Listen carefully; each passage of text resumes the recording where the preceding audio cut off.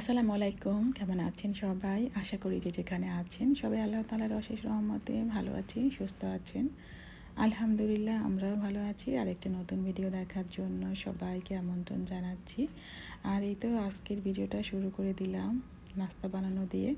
তো এখানে আমি ঝটপট করে ফাঁকিবাজি একটা নাস্তা বানাচ্ছি। আজকে একদম ইচ্ছাই করছিল না যে কোনো কিছু রান্না করবো আর কি। তো এই কারণে রেডিমেড যে বার্গার পাওয়া যায় এটা দিয়ে বাচ্চাদের জন্য একটু বার্গার বানিয়ে দিব। আর বাচ্চারা তো টমেটো কেচাপ খুবই পছন্দ করে, তো বার্গারের ভিতরে একটুখানি টমেটো কেচাপ দিয়ে দিলাম। আর এই তো আমার ঝটপট করে কিন্তু বার্গার বানানো একেবারেই রেডি।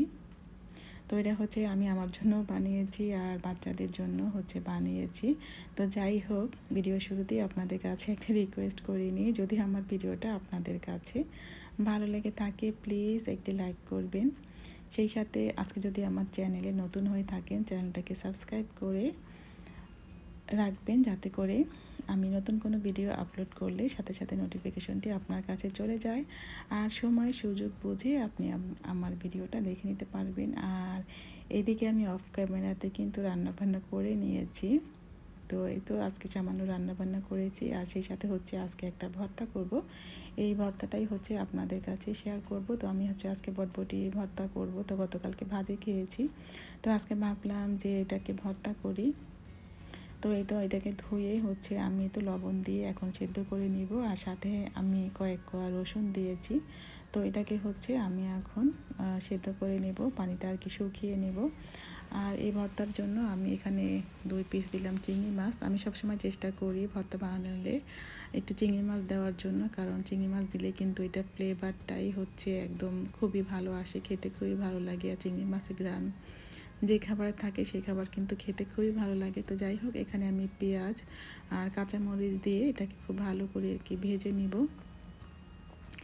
আর ভর্তাটাকে হচ্ছে ভালো করে আর কি পানিটাকে শুকিয়ে নিতে হবে, তাহলে ভর্তাটা খেতে ভালো লাগবে। অনেকে আবার এভাবেই আর কি বেটে নেয় তারপরে হচ্ছে বাগার দেয়, সেটাও করা যায়, তবে এভাবে করলে আরও বেশি আর কি খেতে ভালো লাগে। তো আমি আর একটু বেশি ঝালের জন্য একটু চিলি ফ্লেক্স দিয়ে দিলাম, তাহলে দুইটা আর কি ফ্লেভার পাওয়া যাবে, দুইটা মরিচের, কাঁচা মরিচ আর শুকনো মরিচ। তো এই যে এই মরিচগুলো কিন্তু এভাবে করে দিলে আর শব্দ হয় না, আর না হলে কিন্তু একদম যখন ভাজি তখন কিন্তু টাস করে একটা শব্দ হয়। তো যাই হোক, এই তো আমি একটা বাটিতে নিয়ে নিয়েছি, আর নিয়েছি ধনিয়া পাতা। এখন হচ্ছে ব্লেন্ডার দিয়ে আমি এটাকে ভালো করে ব্লেন্ড করে নিব। তো আপনারা চাইলে পাটায় বেটে নিতে পারেন, পাটায় বাটলে আসলে বেশি আর কি মজা লাগে। তো যাই হোক, এই তো আমার কিন্তু হয়ে গেছে। আর শেষে আমি একটু সরিষার তেল দিয়ে পরিবেশন করে নিলাম আমার ভর্তাটা। তো এখন হচ্ছে বিকালবেলা।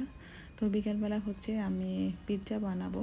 তো পিৎজার ডোটা হচ্ছে আগে রেডি করে নেব। তো এখানে আমি 2 কাপ ময়দা নিয়েছি, সেই সাথে নিয়েছি 1.5 টেবিল চামচ পরিমাণ লাল চিনি, আর নিয়েছি 1.5 টেবিল চামচ পরিমাণ গুঁড়ো দুধ, পরিমাণ মতন লবণ দিয়েছি। আর এখানে আমি দিয়েছি ইনস্ট্যান্ট যে ইস্ট পাওয়া যায় সেটাও আমি দিয়েছি 1 টেবিল চামচ পরিমাণ। তো সব কিছুকে খুব ভালো করে মিশিয়ে নিয়েছি প্রথমে। তো এখন হচ্ছে হালকা গরম পানি দিয়ে আমি এটাকে একটা ডোয়ের মতন আর কি রেডি করে নেব। আর এই কাজটাকে কিন্তু আস্তে আস্তে করতে হবে, একসাথে বেশি করে পানি দিলে পরে কিন্তু এটা আর কি ভালো হবে না। তো আমি এখানে অল্প অল্প পানি দিয়ে একটা ডো রেডি করে নিয়েছি, আর এখন এটাকে রেস্টে রেখে দেব 1 ঘন্টার জন্য। তো ওভেনের ভিতরে রেখে হচ্ছে আমরা সবাই চলে এসলাম হচ্ছে বাইরে। তো বাইরে হচ্ছে মিলিয়া সন্ধ্যা হলে বা বিকালে ওরা বাইরে গেলে খুবই খুশি হয়। তো এই তো আমরা বাইরে চলে এসেছি, আর এমিলিয়ার সাথে কিন্তু আমিও একটু দোলনায় চড়ছিলাম, খুবই ভালো লাগছিল। যদিও আজকে বাইরে একটু কম মানুষজন দেখে আমি দোলনাটা আর কি খালি পেলাম। তো যাই হোক, বাইরে আসতে কিন্তু খুবই ভালো লাগে।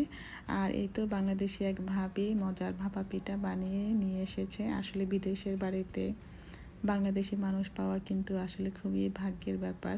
তো এই তো যার কারণে ভাপা পিঠা খেতে পারলাম, আর এই তো বাসায়ও কিন্তু নিয়ে এসেছি। তো যাই হোক, আমি যে ডোটা বানিয়ে রেখেছিলাম এটা কিন্তু এখন একেবারে রেডি হয়েছে। আর এদিকে আমি কিছু চিকেনও ম্যারিনেট করে রেখেছিলাম, তো সেটাকে আমি একটু এখন রান্না করে নিব। তো এখানে আমি সামান্য আদা রসুন দিয়েছি, গোলমরিচ, লবণ, আর 1 চামচ দিয়েছি সয়া সস। তো চিকেনটাকে হচ্ছে আমি এখন একটু রান্না করে নিব। আর চিকেন রান্না করা হচ্ছে খুবই তাড়াতাড়ি হয়ে যায়, যদিও এটা ফার্মের মুরগি। তো যাই হোক, যে ডোটা আমি রেডি করেছিলাম, তো এটাকে আমি একটুখানি মথে নেব তাহলে পিৎজা আর কি বানাতে খুব সুবিধা হবে। তো এখানে আমি 2টা পিৎজা বানাবো, এই কারণে আমি 2টা ডো আর কি করে নিব। তো এখন হচ্ছে আমি একটু রুটি বেলে নিব, আর আমার ছেলে কিন্তু খুবই পিৎজা লাইক করে, তো আমাকে বলছিল পিৎজা পিৎজা পিৎজা কখন হবে আর কি। তো যাই হোক, এই তো আমি একদম বড় সাইজের একটা রুটি বানিয়ে নিলাম, আর আমি যেই ট্রেতে বেক করব সেই ট্রেতেই হচ্ছে নিয়ে নিলাম। আর এখন হচ্ছে কাঁটা চামচ দিয়ে ভালো করে হচ্ছে এটাকে এই করে নিতে হবে, আর না হলে কিন্তু এটা ফুলে উঠবে। তো যাই হোক, এখন আমি পিৎজা সস দিয়ে দিলাম, আর পিৎজা সস কিন্তু বাসায়ও রেডি করা যায়। তো আমি এখানে আজকে হচ্ছে দোকানের কেনাটা ইউজ করছি। তো আমি আমার পছন্দ অনুযায়ী পিৎজা সস দিয়ে দিলাম। এরপরে দিব হচ্ছে গ্রেট করা চিজ। তো এই তো আমি চিজ দিয়ে দিলাম, এরপরে দিয়েছি এই তো রান্না করা চিকেনগুলো। তো আজকে হচ্ছে আমি কোনো সবজি ইউজ করব না, কারণ আমার বাচ্চা আসলে কোনো সবজি পেঁয়াজ এগুলো সে দিলে সে ফেলে দেয়, সে খেতে চায় না। তো এই কারণে আমি শুধুমাত্র চিকেন দিয়েই রেডি করে নিব, চিকেন আর হচ্ছে গ্রেট করা চিজ। তো আমি হচ্ছে 2টা আর কি পিৎজা বানাবো, একটা বাচ্চাদের জন্য ঝাল ছাড়া, আর আমাদেরটা একটু চিলি ফ্লেক্স দিব আর কি, যাতে একটু ঝাল না হলে আসলে আমার কাছে খেতে ভালো লাগে না। তো যাই হোক, দ্বিতীয় পিৎজাটাও আমি সেমভাবে রেডি করে নিলাম।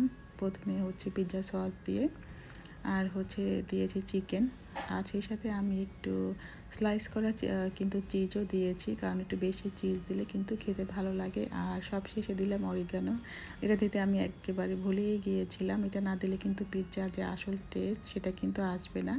তো অরিগানোটা কিন্তু অবশ্যই দিতে হবে। যাই হোক, এই তো আমি এখন ওভেনের ভিতরে দিয়ে দিলাম। তো এখন হচ্ছে এখানে 20 মিনিট পরে কিন্তু এই তো আমার পিৎজা কিন্তু একেবারেই রেডি হয়ে গেছে। আর দেখেন পিৎজাটা কিন্তু খুব ভালোই হয়েছিল, একদম ফুলকো ফুলকো, খেতে খুবই টেস্টি হয়েছিল। এই তো এটা কিন্তু আমরা ডিনার হিসাবে আজকে খাবো। একটা বানিয়েছি বাচ্চাদের জন্য, আর একটা হচ্ছে আমার জন্য। বাচ্চাদেরটা তো ঝাল দেইনি। তো মাঝে মাঝে বাইরেও আমরা খাই, আর চেষ্টা করি বাসায়ও বানাতে, কারণ সব সময় তো আসলে বাইরে খাওয়া ঠিক না। তো এই কারণে হচ্ছে বাসায়ও বানিয়ে নিলাম। যাই হোক, ভিডিওটার কিন্তু একেবারে শেষ পর্যায়ে চলে এসেছি। তো আপনারা সবাই ভালো থাকবেন, সুস্থ থাকবেন, দেখা হবে নতুন কোনো ভিডিওতে। আল্লাহ হাফেজ অ্যান্ড আসসালামু আলাইকুম।